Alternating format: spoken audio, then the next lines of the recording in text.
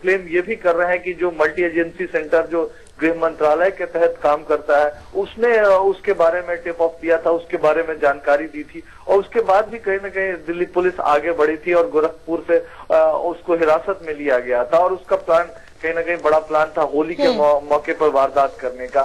तो जो दिल्ली पुलिस का क्लेम है उसको भी नजरअंदाज करना सुरक्षा एजेंसियों के लिए काफी मुश्किल है।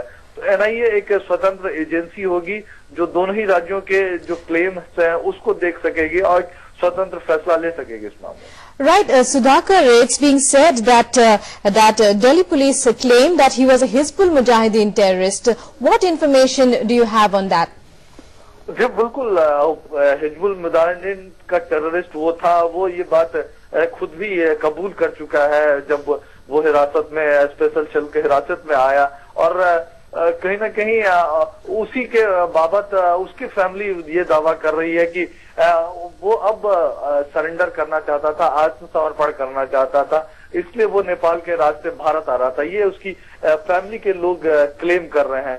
लेकिन सिर्फ क्लेम करना काफी नहीं है, ये भी देखना पड़ेगा कि उसके इरादे ठीक थे या नहीं थे, क्योंकि जिस तरह के प्रमाण दिल्ली पुलिस दे रही है उसके जो मंसूबे थे वो काफी खतरनाक थे। तो कहीं ना कहीं दोनों को एक साथ मिलाकर देखना जरूरी है, न सहानुभूति में कोई फैसला लेने की जल्दबाजी दिखानी होगी और ना ही बिल्कुल उसके परिवार वालों के जो क्लेम है उसको नजरअंदाज करना होगा। तो एक महत्वपूर्ण काम एनआईए के जिम्मे जा सकता है आज इस संबंध में जब गृह मंत्रालय फैसला ले। Right, of course, you keep track of that story in the day. It's a developing lead. Thank you very much, Sudhakar Das, for joining us on that. And now we're heading for another short commercial break. We'll be back in a short while. Stay tuned. Welcome back. You're watching Breakfast News with me and Rukma Lau. Let's move on to the other lead stories of the day. Well, moving on, split seems to have deepened in DMK on pullout from UPA last week. According to sources, former Union Minister M.K. Alagiri met his father Karunanidhi and expressed his displeasure yesterday. Unhappy with the response, he may skip DMK executive committee meet today. And in that story, we are now joined by correspondent Sanjay Ghosh from Chennai. Sanjay, what is the latest from the DMK camp now? Well, let me tell you, the DMK's executive meeting will begin at 10 this morning at the party headquarters, where the party president, Mr. M. Karunanidhi, will brief the party functionaries and the executive members on the circumstances in which the party pulled out of the UPA government after 9 years of ties with the Congress party. He is also likely to elicit views from the district secretaries on the snapping of ties and the response from the public on the snapping of ties and pulling out of strategy to be adopted by the party in the run-up to the Lok Sabha elections. Sakal.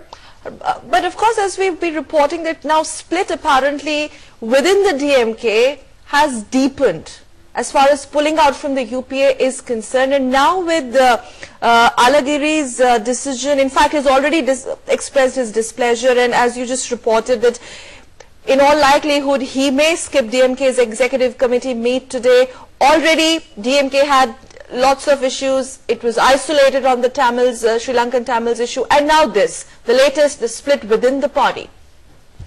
Well, let me tell you this, this sibling rivalry between Mr. L.K. Alagiri and his younger brother Stalin has been there for long. But on the Sri Lankan issue, there was pressure on the DMK president not to pull out from the UPA government. A section of the leadership, it seems, had wanted the continuance of the alliance, and M.K. Alagiri's stand on this issue had not been very clear. So he, after the pullout, sources close to him said that he was not consulted on the decision to pull out. On the other side, sources attributed that Mr. M.K. Stalin, the party treasurer, and the likely heir apparent to Mr. Karunanidhi had been pressurizing his father to take a decision on the pullout. So there seems to be a split within the party. Let me get you the latest. Okay. Mr. Arigiri has since left Chennai and has taken a flight to Madurai, and so he would not be attending this crucial party executive meeting this morning. Okay, so the latest on that, in fact, coming from our correspondent in Chennai, that it is clear that, loud and clear rather, well, those were the top stories published in the national dailies this Monday morning. We're going to talk all about it in detail, but right now we're going to slip into a very short commercial break. We'll be right back. Stay tuned. Welcome back. You're watching Breakfast News, and now it's time to go over to Bangalore, from where correspondent Mubarak Ahmed joins us with some of the top stories in the newspapers published from there in Bangalore. Mubarak, good morning. It's over to you. What's up with the papers there in Bangalore this Monday morning?